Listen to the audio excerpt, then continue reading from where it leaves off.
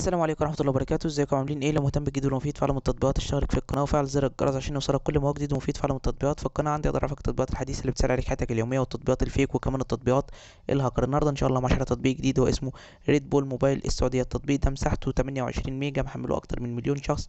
التطبيق ده خاص بالخطوط او خاص بشركة ريد بول لمشغل الخطوط او خدمات الجوال.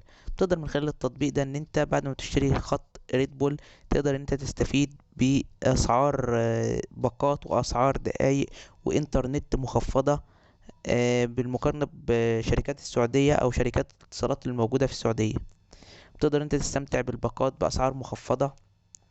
تقدر من خلال التطبيق ان انت تتعرف على الاسعار الباقات اللي تناسبك.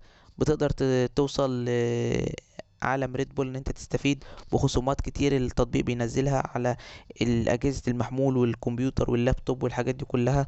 بتقدر ان انت تتعرف على الارقام المرتبطة بالخط بتاعك او بالشريحة بتاعتك. لو انت مثلا رقم زوجتك او رقم اولادك نفس الشركة، بتقدر انت تربطهم كلهم وتتحكم فيهم وتشحن لهم رصيد وتحط لهم الباقة اللي تناسبهم. كمان بتقدر من خلال التطبيق ده ان انت تشتري خطوط تاني لو انت محتاج خط زيادة.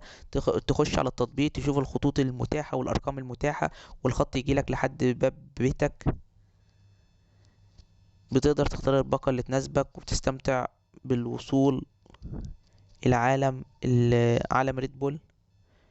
بتفعل شريحتك من خلال الموبايل او من خلال ان انت بتحطها في الموبايل بكل سهولة. بتقدر تتواصل مع خدمة العملاء.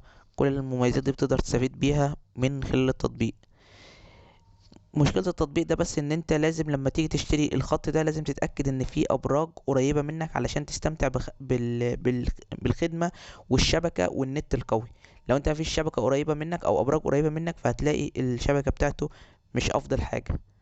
فلو انت في ابراج قريبة منك تتأكد من الموضوع ده قبل ما تشتري الخط. وبس كده، ده يعتبر ابسط شرح للتطبيق. لو عجبك شرح التطبيق يا ريت تدوس لايك للفيديو. لو عايز شرح التطبيق معين اكتب لي في الكومنت لو شفت ميزة او عيب للتطبيق في اي تطبيق.